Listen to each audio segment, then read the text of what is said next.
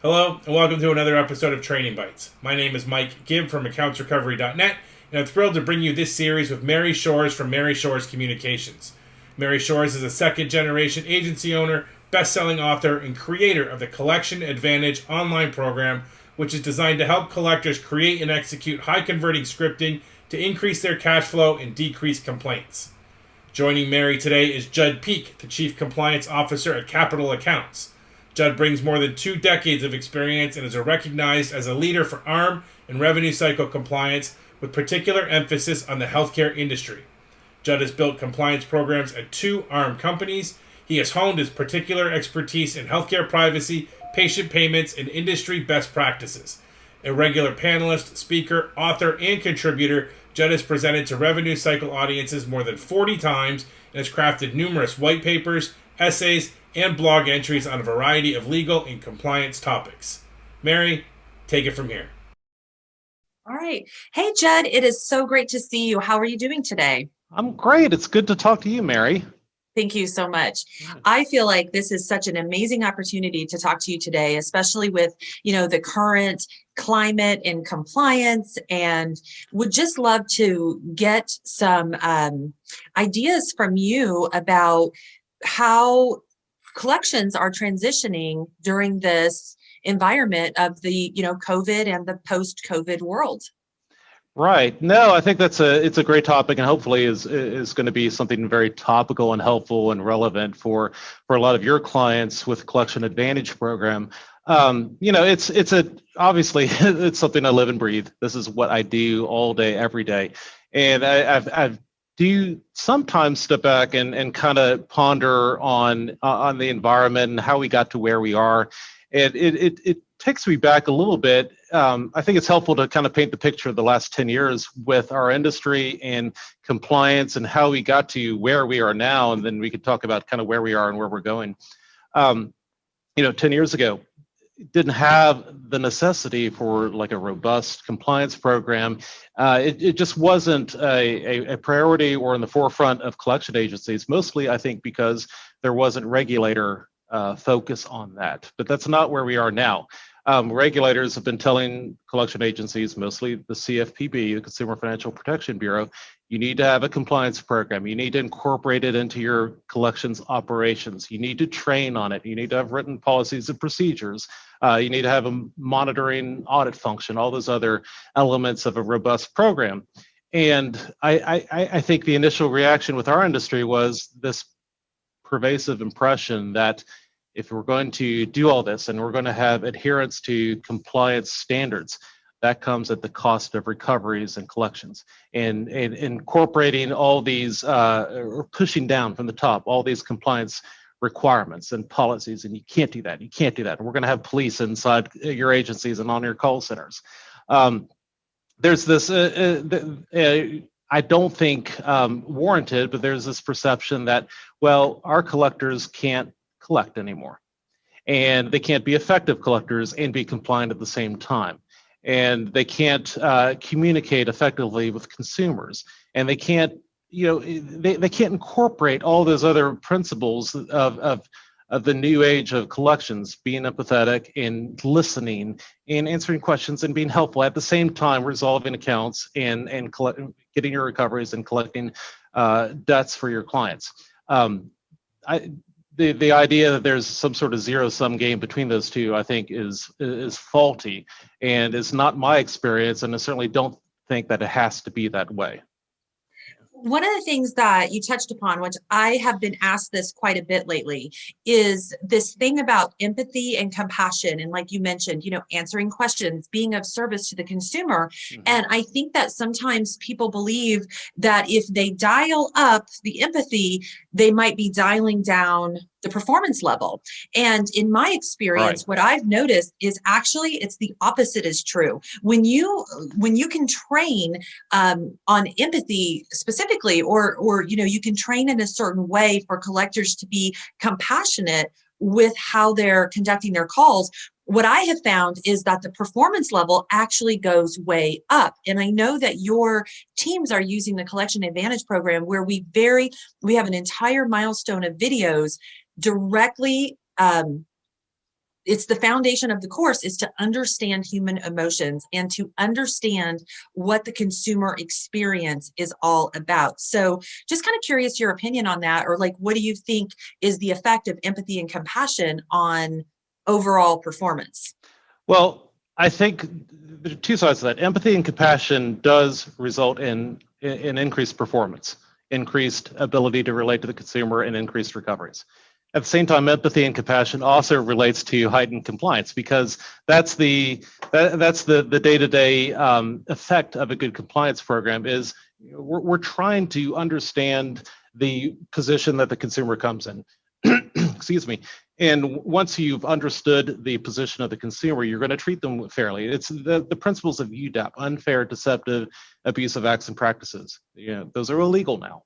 And you don't want to engage in those because, one, the legal liability, the risk side of it, that's one significant consideration. But at the same time, if you engage in those practices, those old school heavy-handed methods, is that going to really increase recoveries? And I use the analogy. So I'm in my second career, kind of. I used to practice labor and employment law for a law firm for years and years, and part of that was I did union avoidance work. So representing management on best practices to keep a union-free workplace. And one of the principles that we always espoused under labor law, under traditional labor law, management is not supposed to engage in threatening behavior or intimidation or coercion.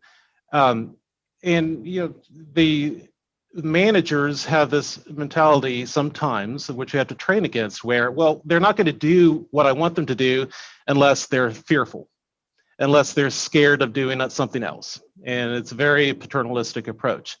And it's beholden on me as a trainer to explain to them, if I am going to intimidate you, if I'm going to coerce you and threaten you and use all these heavy-handed negative tactics to encourage a behavior I want, are you going to be more forthcoming? Are you going to engage in conversation with me? Are you going to provide any sort of information above what you have to? It's rerouting a individual's motivation away from the activity that you want them to engage in. It didn't work in union avoidance, and I don't think those tactics work in collections either.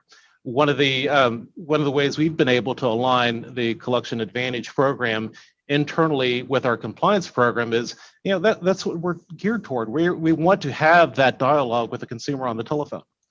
So we are listening to them. We're able to respond to what they're saying. We're not just going off a script without, and being an automaton as far as what the consumer is saying. We're able to have a conversation, and we're able to really use that to investigate, to develop, to understand the consumer's motivation. 9 times out of 10, their motivation is, I want this, off my credit. I want this resolved. I want to put this behind me, and I want to have peace of mind knowing that my account's been resolved.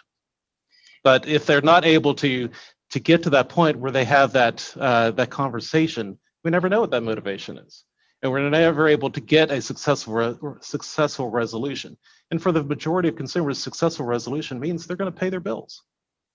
Absolutely. You got your, like, internally here, my mind is just going and going and going, because you've touched upon so many things that I absolutely believe in. And one of those is, like, we need to create an environment where the consumer and the collector are really allies for each other, and not, having one see the other as the enemy, however that shakes down. And I'm just so encouraged to see that this transition is happening now.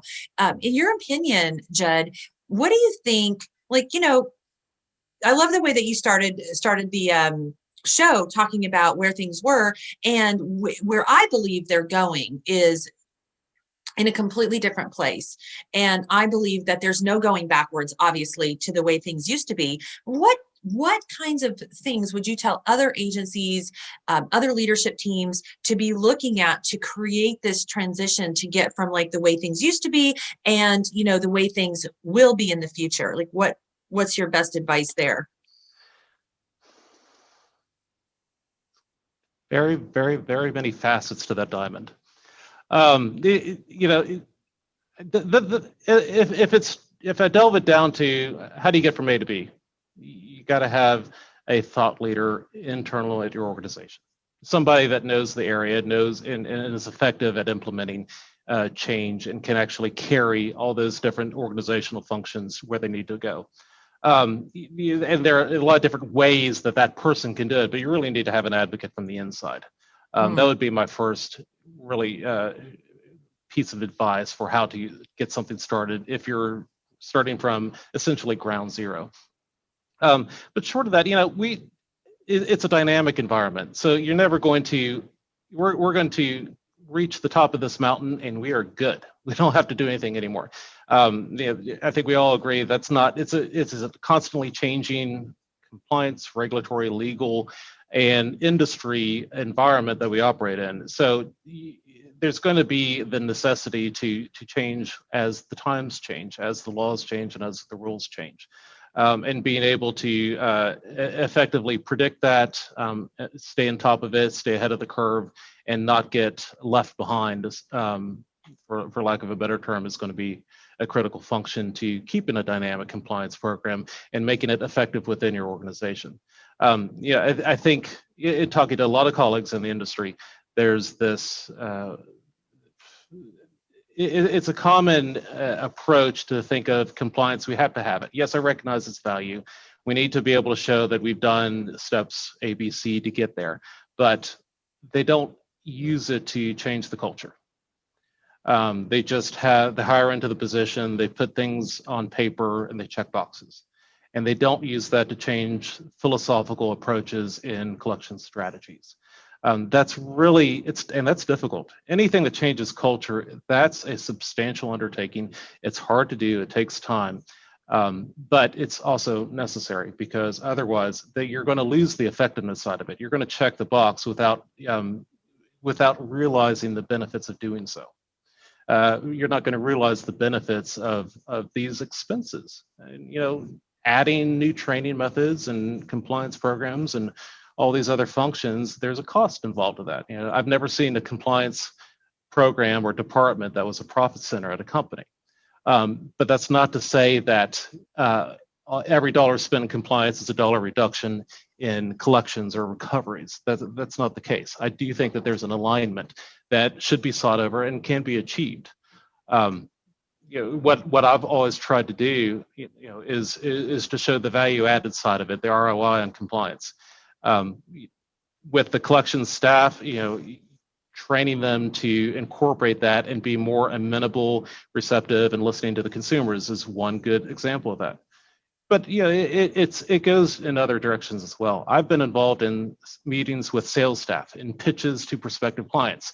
I've created marketing materials that highlight our compliance programs. And all these go towards sales, client development, and we deal almost exclusively with healthcare debt. And healthcare clients, medical providers, hospital systems, large physician practice groups, what have you. That's a good example. They have robust compliance programs themselves. They expect that of their vendors, including their outside collections agencies. And if you don't have, if you're not able to meet those standards, you're going to be conspicuously distinguished from your competitors. And I really think at that point, compliance becomes a distinguisher within the marketplace and a competitive advantage. I love how, first of all, I think that in order to establish credibility in the new normal, agencies are going to need to be sharing their training programs with their clients, because I think it's going to become even more important to clients, especially in healthcare. My agency, we're pretty much 90% healthcare as well. We have some other stuff we do, but it's predominantly healthcare. And I love it because I know that that's a real sweet spot for us. One of the other things you talked about was a cost reduction. And I'm just, and this will be my final question. I'm curious, since Capital Accounts has implemented the Collection Advantage program, how has that resulted in a reduced cost from complaints and lawsuits and anything else that you care to share? I think the best example of that is, without getting into actual numbers, we've lowered our litigation profile, we've lowered our consumer complaints. All those are true. But I like to even look at it in a little bit different perspective. Our collectors, since we've been able to really train on this and bring up their sophistication level, 90% of collection calls, it's, what's my balance? Take this payment. It's the easy stuff.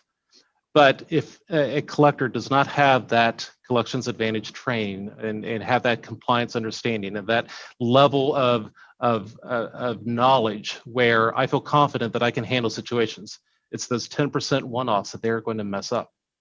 And those are going to be the ones, one, that get you into trouble.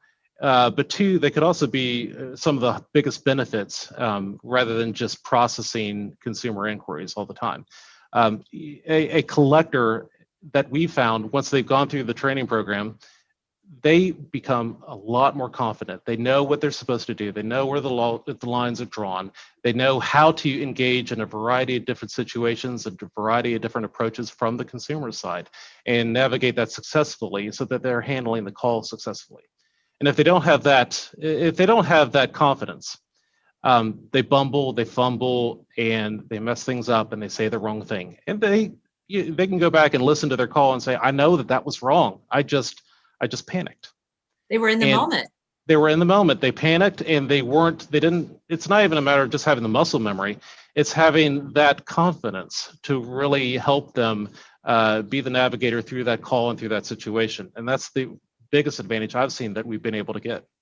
Well, thank you so much, Judd. Capital Accounts has just a special place in my heart. I've been working with them for about a year now, and they have an incredible team of people, incredible leadership, incredible team leaders, and most importantly, I think they have the most amazing collectors. So thank you so much thank you so much for today.